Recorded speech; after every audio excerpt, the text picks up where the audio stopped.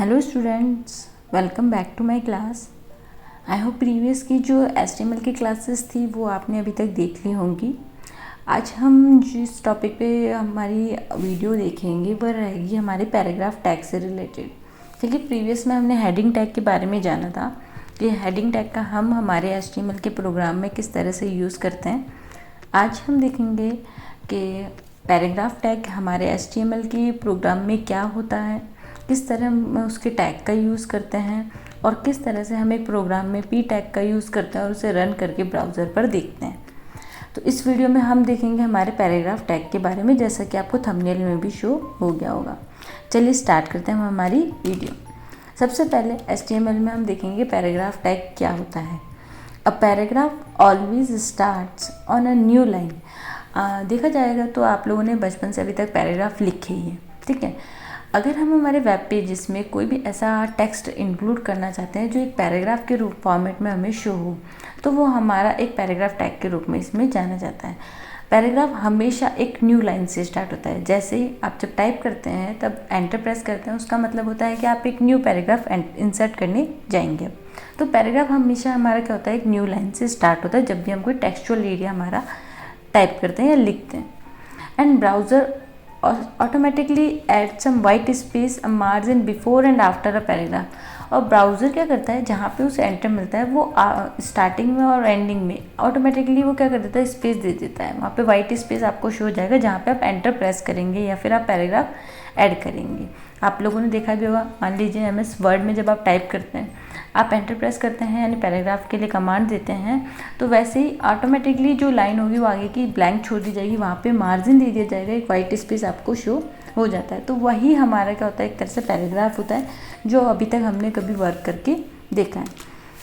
The HTML P element defines a paragraph. HTML में जब हम वेब डिज़ाइनिंग में हमारे P टैग का यूज़ देते हैं तो वो हमारा डिफ़ाइन करवाता है कि हम पैराग्राफ इंसर्ट करने जा रहे हैं हमारे वेब पेज में। तो जहाँ पे भी हमें हमारे वेब पेजेस में P टैग का पैराग्राफ इंसर्ट करना है तो हम P टैग का यूज़ करते हैं।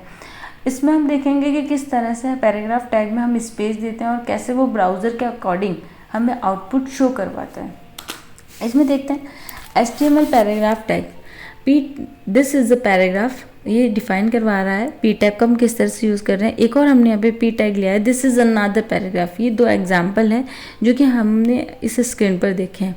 पी टैग यहाँ पे डिफाइन करवा रहा है कि हम जो भी इंसर्ट ले रहे हैं, जो भी वेब पेज पे टेक्स्ट शो करवाना चाहते हैं, वो हमारा क्या है, एक पैराग्राफ है। तो यहाँ पे हमने एक डमी टेक्स्ट लिखा है, this is a paragraph, this is another paragraph. ये भी हमारा क्या है, एक डमी टेक्स्ट है। तो दो पी टैग हमने इस प्रोग्राम में इंसर्ट करे हैं, इस एग्जाम्पल में इंसर्ट करें हैं। तो आपको समझ में आ गया कि पैराग्राफ क्या होता है और किस टैग के थ्रू हम पैराग्राफ को हमारे वेब पेजेस के लिए यूज़ में लेते हैं। अभी हम इसका एक प्रैक्टिकल करके देख लेते हैं ताकि हमें इस पी टैग के बारे में बहुत अच्छे से समझ में आ जाए। तो चलिए स्विच करते हैं हमारी विंडो को हमारे एडिटर के ऊपर, जिस पर कि हम प्रैक्टिकल करके देखेंगे। देखिए ये हमारा वो पैराग्राफ एक एग्जाम्पल है जो कि हमने लिख के रख रखा है। आप जानते हैं जब भी हम हमारा प्रोग्राम स्टार्ट करते हैं HTML में तो हमें डॉक टाइप HTML डिफाइन लिखना होता है ताकि ब्राउज़र को समझ में आए कि जो भी हम यहाँ पे प्रोग्राम लिखने जा रहे हैं वो किस प्रोग्रामिंग लैंग्वेज से रिलेटेड है। उसके बाद हमने HTML टैग लिखा है। आप जानते हैं हमारा HTML टैग ओपन हमने यहाँ पे करा है, तो कहीं ना कहीं हमने इसको क्लोज भी करा होगा, यहाँ पे हमने इसको क्लोज करा है। उसके बाद हमने यहाँ पे हेड सेक्शन दिया जो कि हमारे टाइटल और मेटा डेटा की इन्फॉर्मेशन के लिए हम यूज़ में लेते हैं। हेड सेक्शन का पार्ट हमारे ब्राउज़र पर हमें शो नहीं करवाता, ये मैंने आपको प्रीवियस की वीडियो में भी शो करवाया है। केवल टाइटल बार में टाइटल ही शो करवाता है, बाकी जो भी हमारी डिटेल्स है वो ब्राउज़र पर हेड सेक्शन की शो नहीं होती है। बॉडी टैग में हम वो पार्ट लिखते हैं जो कि हम हमारे ब्राउज़र पर देखना चाहते हैं। तो यहाँ पे हमने प्रीवियस की क्लास में एक टेक्स्ट लिखा था ये वाला, दिस इज़ अ पैराग्राफ। तो ये पी टैग हमारे पैराग्राफ को शो कर रहा था। इसी प्रोग्राम में जो हमने पहले बनाया था उसमें मैंने आज कुछ टेक्स्ट और ऐड कर लिया है जो डिफाइन करवाएंगे कि पैराग्राफ क्या होते हैं। देखिए यहाँ पे हमें दिख रहे हैं 3 पैराग्राफ हमारे सामने शो हो रहे हैं। फर्स्ट पैराग्राफ हमारा यहाँ से यहाँ तक का है। अभी हमने पी टैग नहीं लगाया, केवल मैं आपको पैराग्राफ के बारे में समझा रही हूँ। दूसरा पैराग्राफ हमारा ये वाला है और थर्ड हमारा ये वाला है, ठीक है। तो हमारे सामने 3 पैराग्राफ हमने यहाँ पे ऐड करें। अब अगर हम इन्हें पैराग्राफ के फॉर्मेट में हमारे ब्राउज़र पर देखना चाहते हैं तो हमें क्या लिखना होता है, इनके आगे पी टैग का यूज़ करना होता है, ठीक है। हमने स्टार्ट कर दिया और इसको यहाँ हम क्या कर रहे हैं, क्लोज कर रहे हैं। ठीक है, इसी तरह एक पैराग्राफ हमने यहाँ स्टार पी टैग हमने यहाँ लगाया, इंसर्ट करा, एक पी टैग हमने यहाँ पे इंसर्ट करा। इसी तरह इसे भी हम क्या करवाना चाहते हैं, पी टैग पैराग्राफ में ऐड करवाना चाहते हैं, तो हमने यहाँ पे पी टैग लगाया।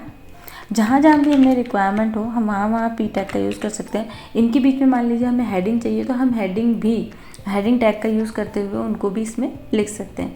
मान लीजिए इसे हम कर देते हैं हम हेडिंग 1, H1 हम यहाँ लिख देते हैं और H1 हमने यहाँ पे क्लोज कर दिया। सेम इसी तरह दिस इज़ अ पैराग्राफ 1, इस तरह हम लिख देते हैं, 1 लिख देते हैं ताकि हमें हमारे आउटपुट में समझ में आए। एक और हम लेते हैं, मान लीजिए यहाँ पे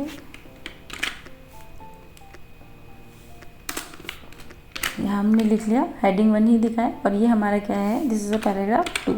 ठीक है, ये हमने प्रोग्राम हमारा बना लिया। अब हम इसे सेव करते हैं, ब्राउज़र पर इसे रन करते हैं। जहाँ भी हमारी ये फाइल है हमें ओपन करनी होगी इसे।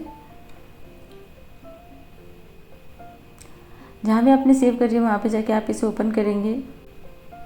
ठीक है, हमारी फाइल का नाम new1++ है। हम इसे ओपन करेंगे, ओपन विथ हमारे ब्राउज़र पर।